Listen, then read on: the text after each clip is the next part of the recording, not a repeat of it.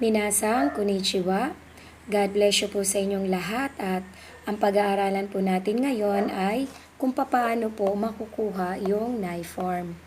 Bago po tayo pumunta sa pagkuha ng knife form, kilalanin po muna natin sino po ba si knife form. Ang plain form po ng ating masen ay knife form. Yung masen po, nagamit na po natin ito sa ating mga lesson. Ang ibig sabihin po ng masen ay hindi po. Ito po ay present negative na formula. Inilalagay po natin dito ang pinaka-verb stem po natin. Yun po yung hinihindi po natin. Kung ano yung verb na ilalagay nyo po dito. Kapag gumamit ka ng masen, ikaw po ay naka-polite form or magalang. Ngayon po, ang plain form ng masen ay nai form. Ang ibig sabihin ng nai ay hindi. Kung ano pong ilalagay nyo po ritong verb stem, yun po ang hinihindi nyo. Kapag gumamit ka ng nai, ibig sabihin nun, hindi po magalang ang inyong sentence. Dapat po matutunan nyo pareho po ito. Kasi kapag kinausap ka ng Japanese, naka-plain form sila, syempre po, pag sasagot tayo, naka-polite form po tayo. Lalong-lalo na po kapag tayo po ay nananarbahuhan sa kanilang bansa. Magsimula na po tayo. Unahin po natin ang verb natin na nasa group 3. Paano po makukuha ang nai form? Alalahanin pong muli natin, ang group 3 natin ay noun plus shimas. Itong mga noun na to, ano po ba ito?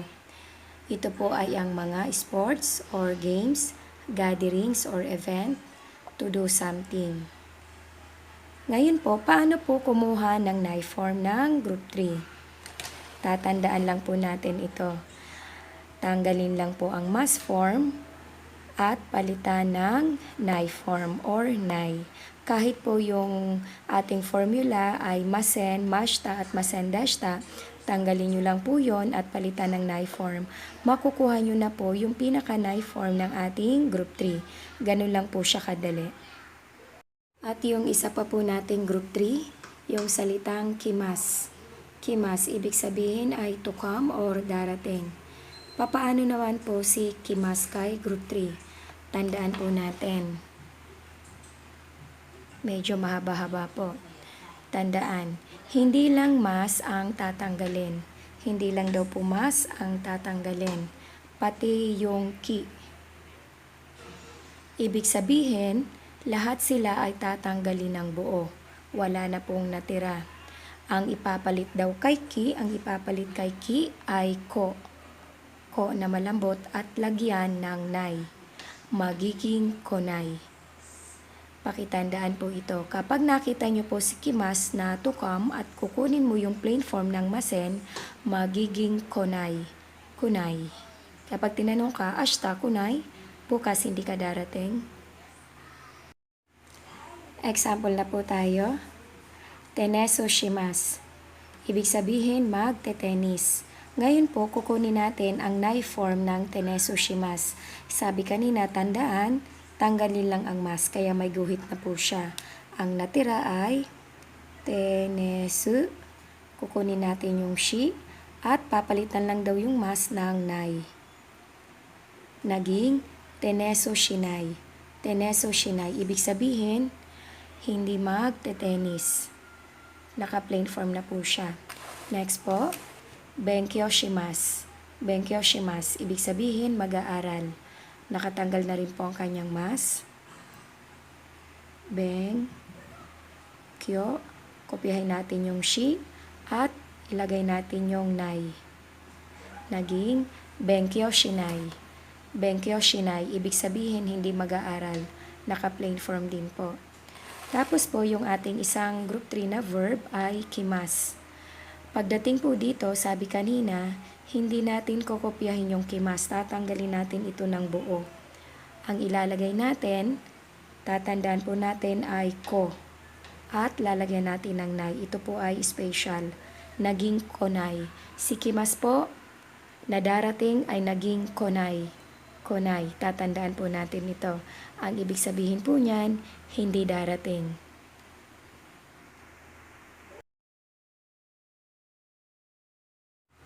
Verb group 2 na po tayo. Kung papaano po makukuha yung knife form. Bago po yan, kilalanin po muna natin kung ano po yung group 2. Makikilala ang group 2 kasi ang katabi ng mas ay nasa A-line at E-line na special na nasa group 2. Ito pong E-line na ito, ilan lamang po ito.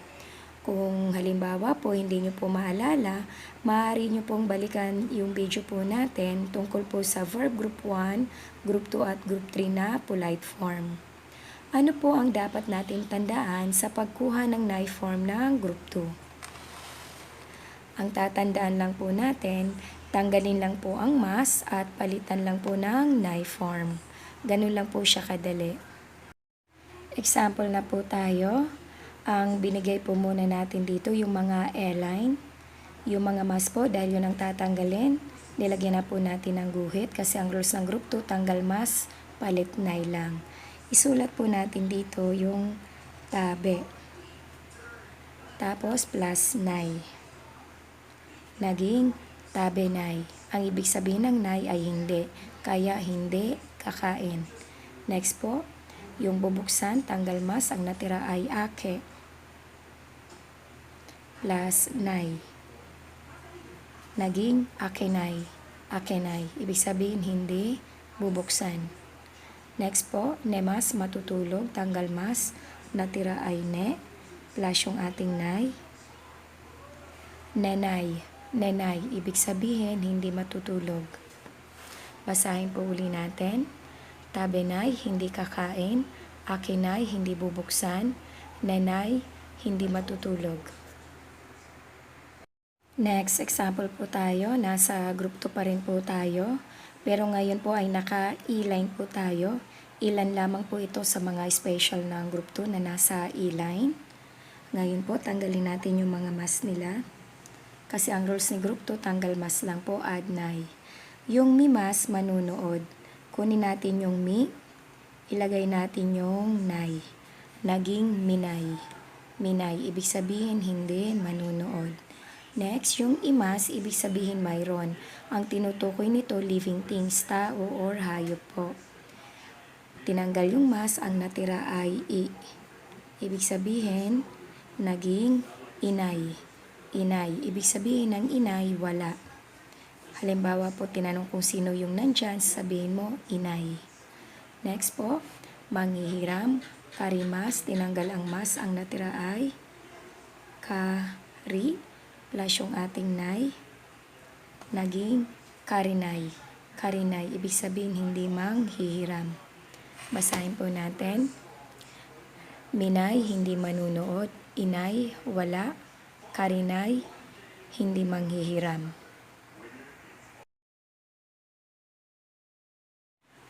Verb group 1 na po tayo.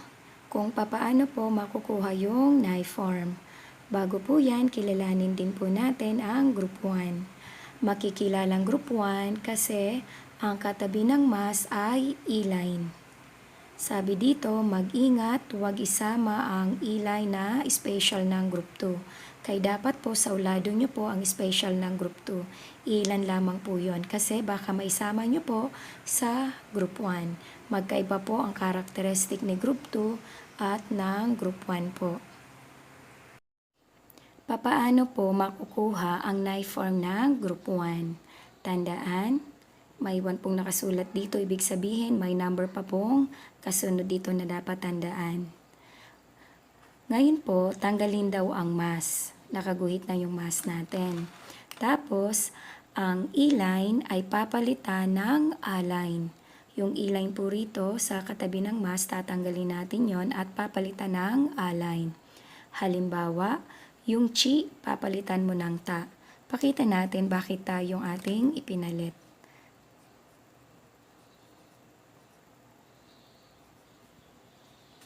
Nagsulat po ako ng hiragana dito. Ta, chi, tsu, te, to. Ito lang po ang ating pag-uusapang dalawang to. Itong chi, yan po ang ating E-line. Ito po yung I niya. Ngayon, ang A-line po ng chi ay ta. Ito po yung A-line mo. Kaya po, ta po ang ating ipapalit. Next po, yung ri, magiging ra. Yung mi magiging ma, yung bi magiging ba, yung ni magiging na, yung shi magiging sa, at yung ki magiging ka, yung gi magiging ga, at pagkatapos nyo pong mapalitan yung ilay, naging alay na sila lahat, ilalagay mo na ngayon ang nay. Ang dapat pa po nating tandaan sa pagkuha po ng nay form kay Group 1, yung i na katabi ng mas ay ipapalit natin sa wa. Yung una po na dapat nating tandaan, yung e-line ay ipapalit sa a-line, hindi po kasama yung i po doon. Katabi po ng mas form ay i, ang ipapalit natin ay wa. Ang pangatlo po nating dapat tandaan sa pagkuha po ng nay form ng Group 1, yung arimas na verb po natin, ang pinaka-nay form niya ay nay lamang. Ibig sabihin, yung arimas, tatanggalin mo siya ng buo, aalisin mo siya. Formula lamang ang kukunin mo, yung nay lang talaga. Yun po ang pinaka-nay form ng arimas, nay lamang po. Example na po tayo. Yung e-line po natin, i-change natin to a-line. Yung kakimas, ibig sabihin magsusulat po. Tatanggalin natin yung mas. Tapos yung pinaka-e-line niya ay ki. Tatanggalin natin ito at i-change natin sa a-line. Kopyahin muna natin yung ka dahil hindi naman po siya kasamang tatanggalin. Yung ka, ayun na po. Yung ki, papalitan po natin ito ng a-line. Ang a-line ng ki ay ka. Magdadalawang ka. Wala pong problema kung magdalawang ka po sila. Tapos ilagay mo na po yung nay. Naging kakanay. Ito po yung pinalit mong a-line. Kakanay. Ibig sabihin, hindi magsusulat. Next po, magbabasa ay yumimas. Tatanggalin natin yung e-line na mi. Kunin natin yung yo. Yung mi, papalitan natin ng a-line. Ang a-line ng mi ay ma. Tapos, lagay natin yung nay. Naging yomanay. Ibig sabihin, hindi magbabasa. Next po, isogimas.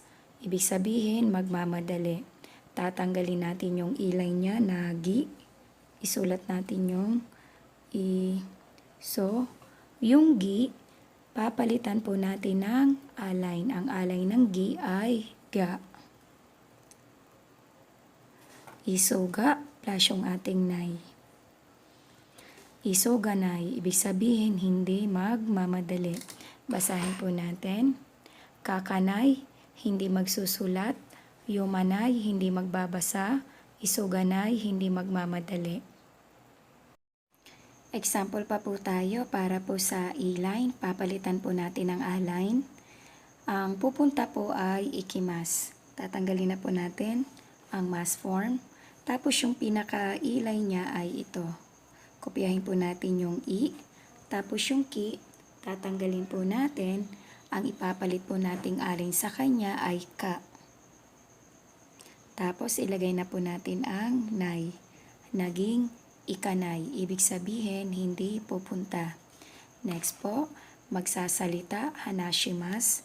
Tanggalin ang mas. Ang pinaka-e-line niya po ay shi. Sulat po natin yung hana. Yung shi, tatanggalin natin. Ang alay niya ay sa. Tapos, lagay na po natin yung nay. Naging hanasanay. Hanasanay, ibig sabihin, hindi magsasalita.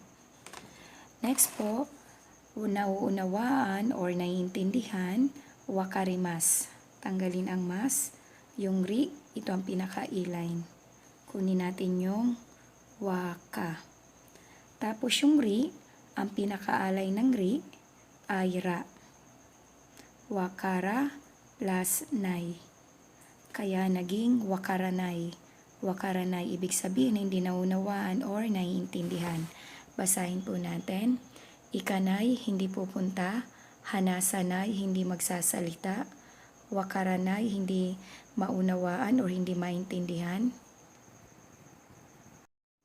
Ngayon po, ang example natin, ito po yung pangalawang dapat tandaan natin.